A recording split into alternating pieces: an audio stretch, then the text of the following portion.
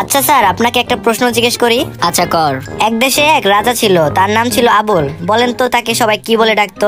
যেহেতু তার নাম আবুল, তাহলে তাকে সবাই আবুল রাজা বলেই ডাকতো। সেই দেশে একটা রানীও ছিল, রানীর নাম ছিল চুতমা। তাহলে ওই দেশের রানীকে সবাই কি বলে ডাকতো?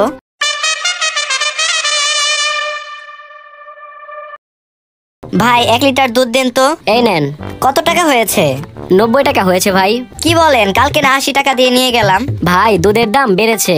যেভাবে দিন দিন দুধের দাম বাড়া শুরু করেছে, এবার মনে হয় একটা বিয়ে করতেই হবে।